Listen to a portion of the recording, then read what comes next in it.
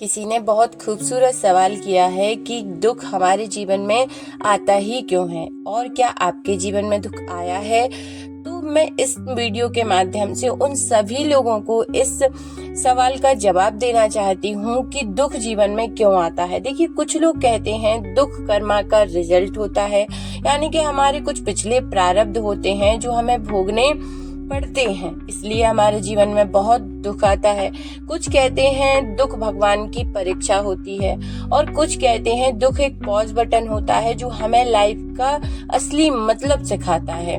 लेकिन हर इंसान के जीवन में ना दुख अलग अलग तरीके से होता है। हर व्यक्ति अपने जीवन में अलग अलग तरह से संघर्ष कर रहा होता है। किसी के जीवन में आर्थिक रूप से संघर्ष चलता है, किसी के रूप में मानसिक रूप से संघर्ष चल रहा होता है, किसी को संबंधों को लेकर बड़ी दिक्कतें जीवन में चलती हैं।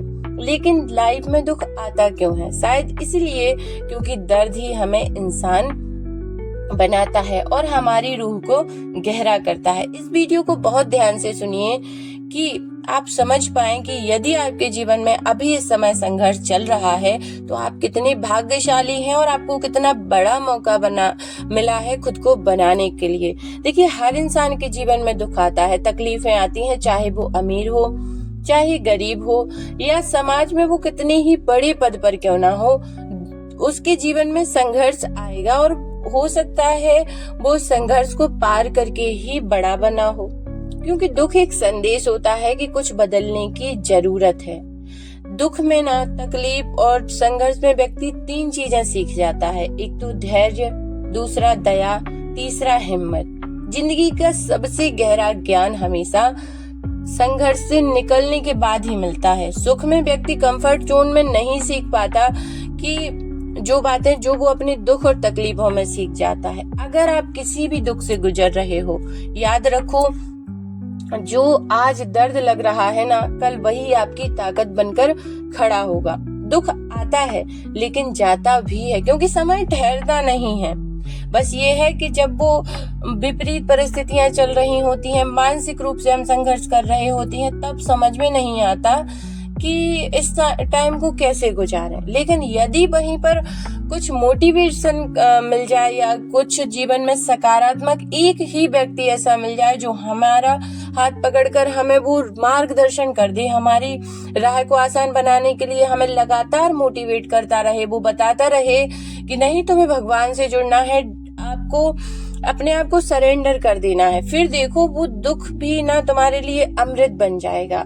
और जब हम बदल जाते हैं ना तो हमारी लाइफ भी जो है पूरी तरीके से बदल जाती है। देखिए, और आपने मुझसे पूछा है कि लाइफ में दुख आता है और क्या मेरी लाइफ में भी कभी पेन आया है, दुख आया है? तो मैं दिल से जवाब देना चाहती हूँ, हाँ, मेरी लाइफ में भी ऐसे फेजेस आए हैं जब सब कुछ विपरीत चल रहा था। कभी किसी ने इस बात को ना मैं समझा सकती हूँ, ना किसी ने मुझे उस समय समझ पाया। कभी मेहनत का रिजल्ट नहीं मिला, कभी हेल्थ, कभी रिलेशनशिप, कभी कैरियर। कंटिन्यू 8 साल, ये समझिए 12th से लेकर पूरी डिग्रियां करने तक कंटिन्यू गवर्नमेंट जॉब की तैयारी करने के बाद भी जॉब ना मिलना, तो ये बहुत बड़ी बात हो जाती है। उस वक्त लगता था बस यही रुक गई है लाइफ। लेकिन जब पीछे मुड़कर देखती हूँ ना तो समझ में आता है कि अगर वो दुख ना होता तो मैं आज इतनी स्ट्रांग, इतनी मैच्योर ना हो पाती। उस स्ट्रगल ने मुझे बदला, उसने मुझे पेशेंस सिखाया, लोगों की फीलिंग समझना सिखाया और सबसे इम्पोर्टेंट खुद पर भरोसा करना सिखाया।